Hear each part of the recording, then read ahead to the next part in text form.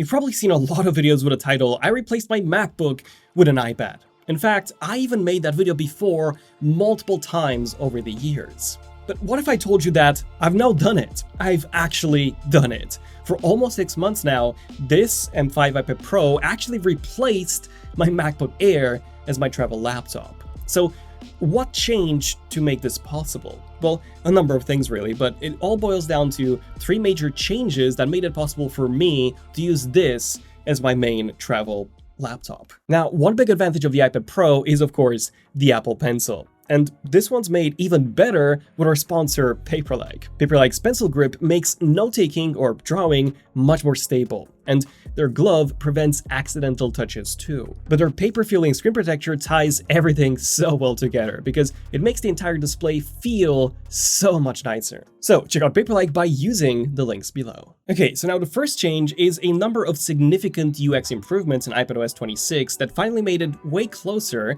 to macOS in terms of how it works. For example, you can now resize apps and windows however you see fit. I can move them around and place them anywhere I want. On top of that, Stage Manager makes the multitasking experience extremely close to macOS. The only thing lacking is having multiple desktops, which I would love to see at some point. You've also got a real menu bar at the top, so if I want to open up multiple windows of the same app, or create a new folder, or whatever I want to do, it's all in there. You've also got the iconic traffic light system for resizing windows, and every website loads in desktop mode by default, acting just as if you were on a Mac. In fact, I was able to quickly check videos that my team edited fully on the iPad Pro, and then upload them as well to YouTube entirely from the iPad Pro, something that a few years ago was really tricky to do from the iPad. I can honestly do 90% of my work just from the iPad Pro, which I never thought would be possible.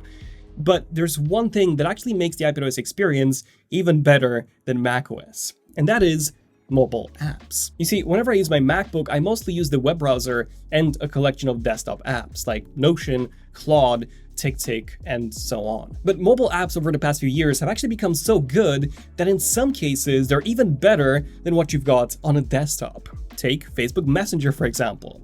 Meta actually discontinued the desktop app recently, so on my MacBook, I need to go on the website, whereas on the iPad, I've just got the app.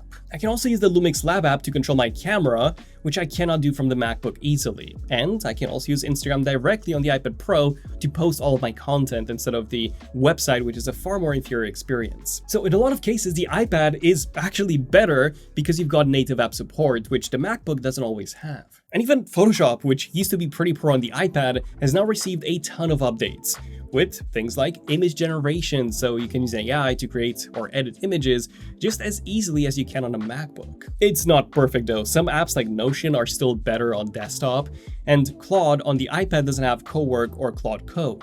Although you can solve that by remote logging into a Mac at home, assuming you've got one. But for 90% of my use cases, admin work, business work, and scripting, the iPad Pro is more than good enough. It can even handle video editing. For example, the DaVinci app is actually identical to the macOS version, which is just crazy. And you can even play a ton of AAA titles too, including Civ 7, Resident Evil 4, Assassin's Creed Mirage, and way more. Although the game selection is way lower than on macOS, where you can play AC Shadows, Cyberpunk, and way more. But the real game changer is when traveling. You see, something that I've never had on a laptop before is actually 5G. The last time I used a cellular iPad was with the 2017 10.5-inch iPad Pro, and it was nice to always have an internet connection, but that iPad was not very capable back then. This one, however, is, and that's why this is the first time I felt like I had a 5G capable laptop with me, and it was so good. Because you see, for whatever reason, when I hotspot from my iPhone to my MacBook,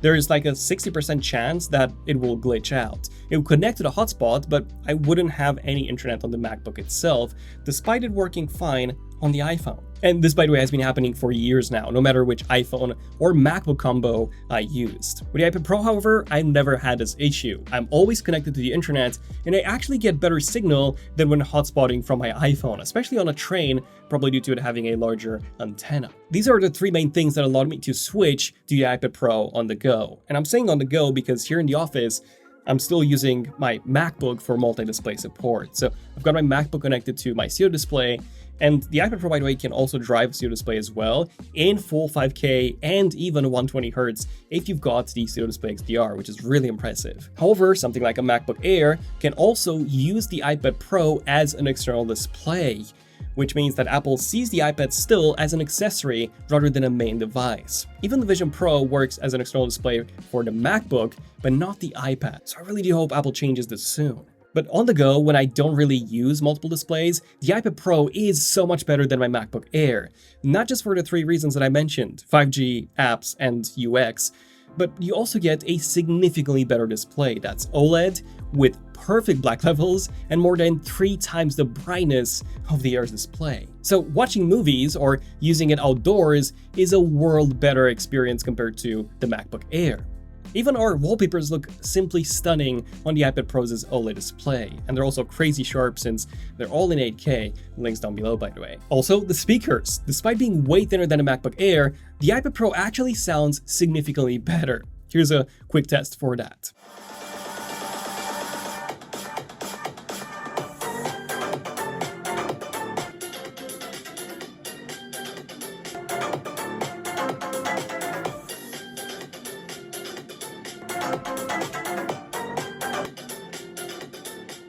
Plus, I love being able to remove the screen from the keyboard and hold it like the tablet that it is.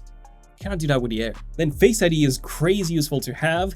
Also, not having a notch is so nice too. Like, I'm really happy that we finally reached a point where the iPad Pro's incredible hardware is joined by truly good and useful software. That being said, the iPad Pro isn't perfect as a laptop replacement though. There are still a few things that a MacBook Air does much better. For one, basic UI stuff, like when I'm downloading a large file on the MacBook, I can see the progress right there, whereas on iPadOS, I cannot see how much time I've got left until the download completes. Also, using the iPad Pro on your actual lap is not great, because all the weight is in the screen and on the keyboard, so it does tend to tumble backwards quite often. Now, I should mention that there is a significant price difference between a MacBook Air and an iPad Pro. The M5 MacBook Air, for example, starts from $1,100, and that's for 512GB of storage and 16GB of RAM, whereas the M5 13-inch iPad Pro starts from $1,300. And by the time you add in the keyboard and you upgrade the storage to 512, you're paying $1,848. And you only get 12 gigs of RAM, which I did find to be an issue when using Stage Manager, as it did occasionally lag when I had a lot of apps opened. So if you want the 16GB of RAM version, you need to get the 1TB model for $2,248. And then adding cellular brings it up to $2,448, which is more than double the price of a MacBook Air. And while yes, it does have much better hardware in every single way, and the software will also get better over time, I just don't think it's worth it. Like for $21.99, you can buy an M5 Pro MacBook Pro that's got 24GB of RAM and far better performance and speakers, and you'll still have $249 left for a pair of AirPods Pro 3s. So I feel like while yes, I was able to replace my Air with this iPad Pro, most people should just look at a MacBook Air or a MacBook Pro instead, as they are a significantly better deal for the money.